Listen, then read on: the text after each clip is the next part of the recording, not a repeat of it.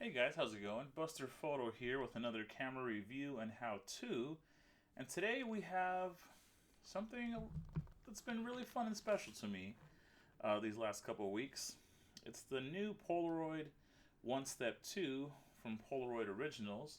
It's a brand new Polaroid camera that came out this year, 2017.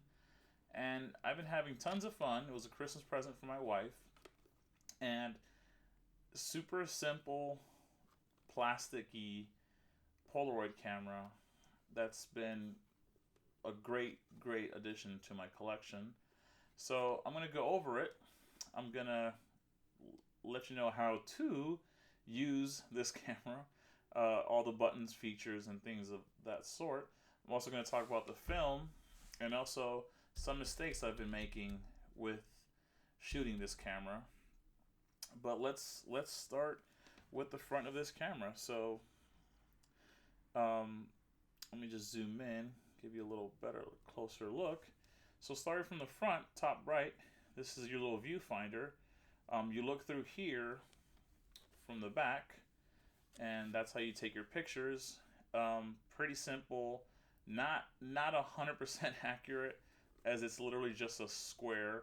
So what I tend to do is, because the lens, this little plastic lens right here, is to the right and slightly up from the viewfinder. So when I take the picture, I kind of just tilt it to the left just a little bit, and it's been giving me great results. Right here, this is the light meter. It takes the average light reading for your camera, which is tied with this right here. So let's zoom in on that. This right here, as you see, there's a little plus sign, and minus sign. You can switch this to the minus sign if you want a slightly underexposed picture, if you want a darker picture, center if you want an evenly exposed picture, and plus if you want a brighter picture. Super easy. It's been pretty accurate once I figured out the mistakes I was making, and I'll get to more on that in just a second.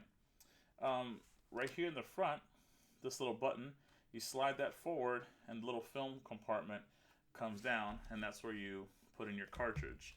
I'm not going to be showing that today because I have film in this camera.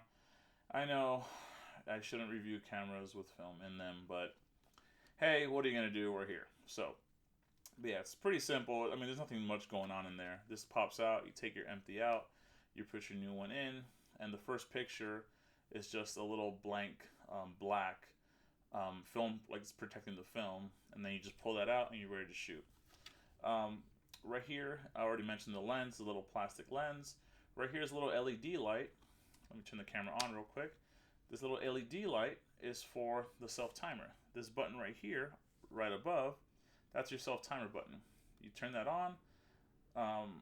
The little light shows on that it's on, and then you hit the shutter button, and then that starts blinking, and then you have your self timer.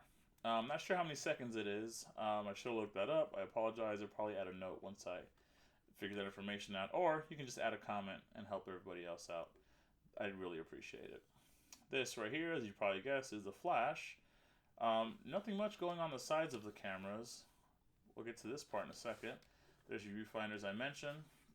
Underneath the camera, we have a tripod mount, and there's some instructions right here. Let's zoom in on that, get a better look, and it's just giving you really basic instructions of how to use the camera. It says at least 60 centimeters or 2 feet from your subject. That is the focus range of this camera. As long as it's further than 2 feet, it's in focus, but I find if you're closer, the pictures come out much sharper than further away, obviously. This right here says keep the light behind you because of this little light meter right here. If the subject you're shooting is backlit, or there's a super bright light behind them, the camera's going to expose for the light instead of your subject. So make sure you have the light source behind you and your subject in front of you.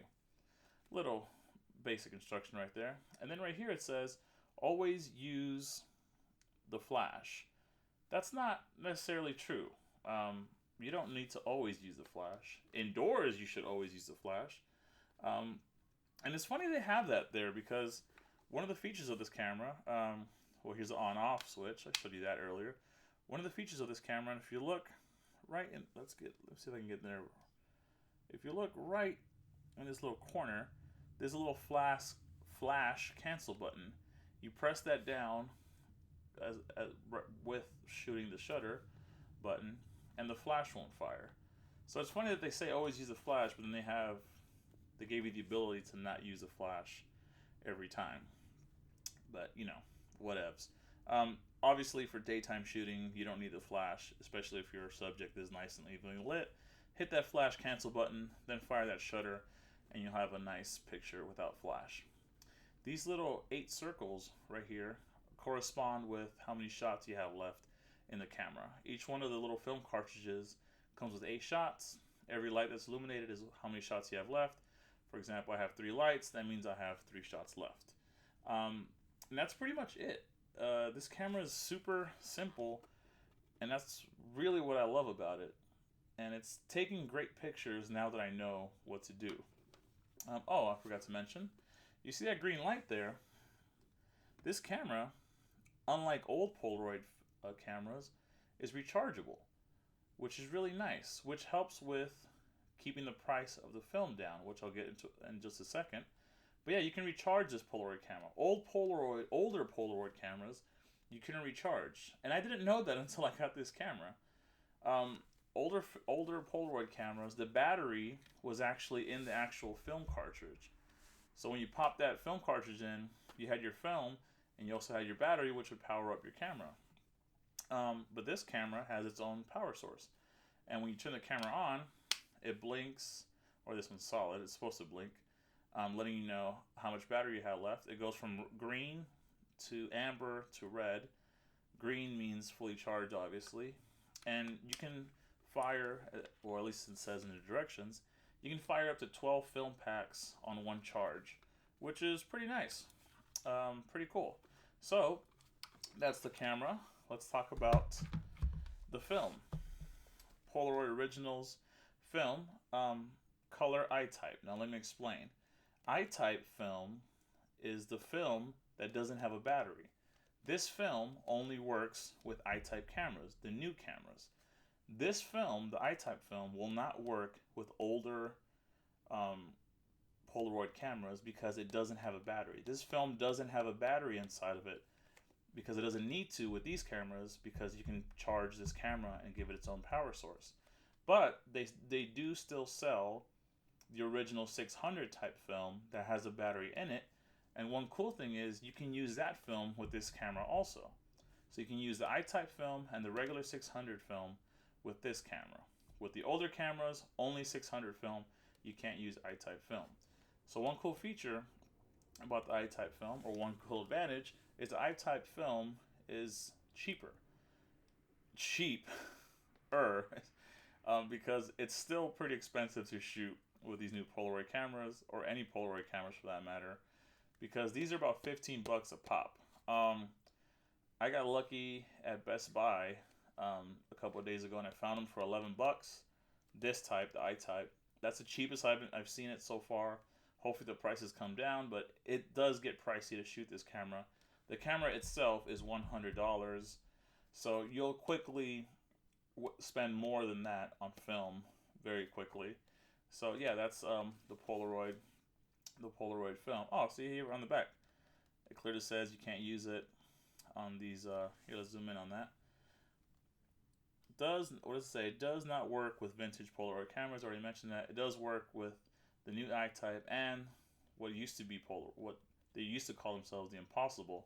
It does work with the Impossible I-type cameras, which I don't own or have ever used because they were super expensive. I remember they were super expensive. But anyways, that's the film, that's the camera. Now let's get into actually shooting this camera and the mistakes I've made.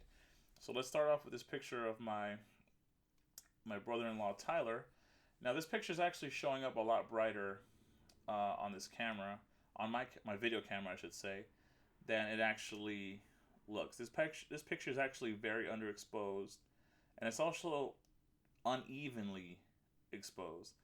It's a lot brighter on this side, and then it gets super dark on this side. And I know this wall is a little further back, but even right here in his knees and this part of the picture, it's very underexposed. And all of my first pictures came out this way, and I couldn't figure out why until I read the instructions and learned why. The chemicals in this film is sensitive to temperature. Um, you need to keep these pictures warm when you take them. This picture, it's winter time right now in LA, so it's around 40 degrees. I just took this picture and threw it in my camera bag because it also tells you to protect it from light and put it somewhere, and it takes up to 15 minutes to develop. But I didn't read the part about the temperature, so this picture came out underexposed. Once I learned that, I corrected it, and wow. I mean, even with my bright light setup right now, you can tell the difference between this one and this one. This is the look that I wanted um, to go for. Both of these pictures were shot with the same settings, the plus. So I wanted to overexpose the picture. I wanted to have that nice vintage washed out look. Both these pictures were shot with the same setting, but both, obviously different results.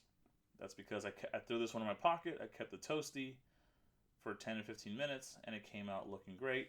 This one I didn't. It's still a cool looking picture, but I want all my pictures to look like this, and they have. They all look like this now that I've corrected for the temperature. So yeah, just a little mistake I made, guys, and hopefully this video will help you avoid that mistake, or if you're not a dummy like me, you read the instructions and you learned that from the get-go.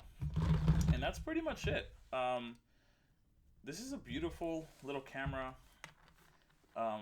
People have been asking me about it, and I tell them, oh yeah, it's brand new. Like, wow, it looks so vintage. So it's definitely a hipster piece of photography equipment. But I don't care. I love it. I love the pictures. I love all film cameras, as you know, if you're subscribed to my channel. And yeah, so that's pretty much it. Let me know if you have any comments or further questions, or you just want to say hello in the comments. I try to answer them all, and I appreciate them all. Also, please, if you're just finding my channel, please subscribe. I've had a little hiatus since my last video. In that time, I've bought a ton of film cameras. So there's going to be a lot more film camera reviews and videos coming up in the near future. So yeah, guys, the Polaroid One Step 2. Thanks for watching, and have a nice day.